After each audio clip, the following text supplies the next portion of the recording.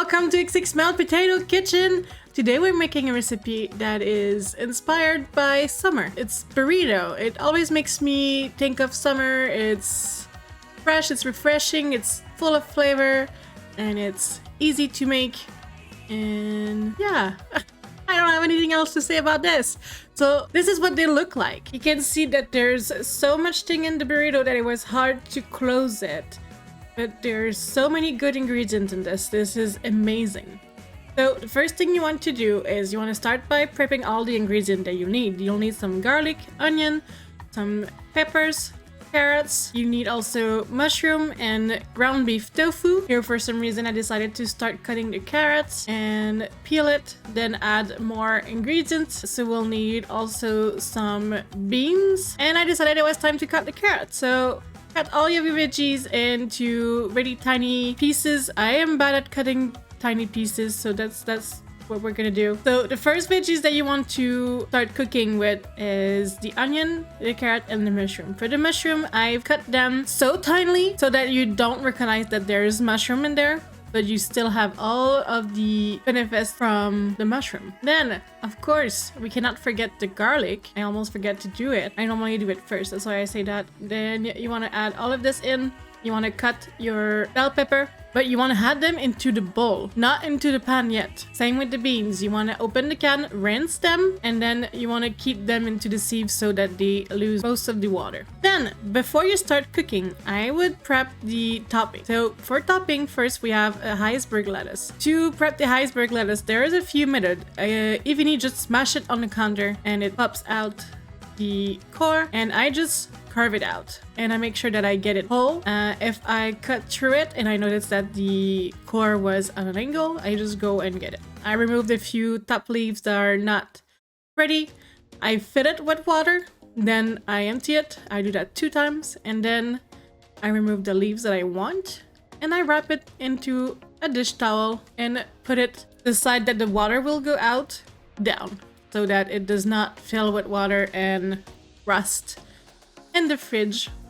Then you just want to roll it and cut it in thin slices.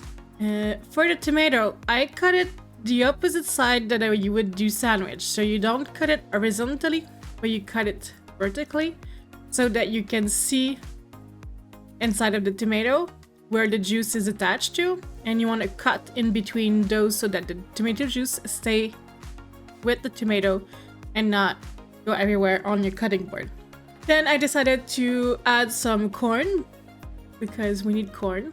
I grated some cheese, wrapped an onion, got the salsa, the sour cream, and the refried bean, and I started cooking the veggies. You want to cut the veggies until they lost most of their water. So once they start to either grill or have lost most of the water, you can start adding the other ingredients. But while they are cooking, you can add the spices. We want to start with half a teaspoon of chipotle powder, salt, pepper, a generous teaspoon of cumin, 2 generous teaspoons of oregano or Mexican oregano, 1 teaspoon of chili powder, 1 teaspoon of paprika, and you want to mix all of this together. I did not add any garlic powder because I had a shit ton of garlic in there already. Once all the spices are mixed with the onion, carrot, and garlic, you can add the corn, the beans, and the ground beef tofu. You want to mix everything well. And I had an extra salsa jar in my fridge that I did not really like to eat chips, so I decided to add it into the mix because it was not nasty, it was just not the salsa I wanted to buy. I added the lemon juice and I added some beef broth because what I've noticed with the tofu ground beef is that it needs a lot more liquid to cook than regular meat because it does not generate liquids or fat or anything. So you need to take that in consideration and always have maybe some vegetable broth or wine or any kind of cooking liquid that you can use. Here I had some beef broth, so I added it in just so that it have a nice creamy texture, not like liquid texture, not soup, but like just creamy. Then once everything was cooked and hot, I added the bell pepper so they do not become mushy because I don't like mushy pepper. While everything was mixed together, it was time to cook the bread. So always with flour tortilla like this, just put them into a cooking pan on the stove for like a minute or two on each side until it starts to be a little bit more golden, and then use it to make your burrito. It's gonna be a lot better. I added some lemon juice to the refried beans because it's a lot better. I started to make a margarita, but the bread was cooked, so that's how quick it is. I didn't have time to finish it, I finished it after. Then it's time to garnish your burrito. I start with refried beans, then I add the cheese. Because on top of the cheese, you want to add the meat mixture. Because that's hot and it's gonna melt the cheese.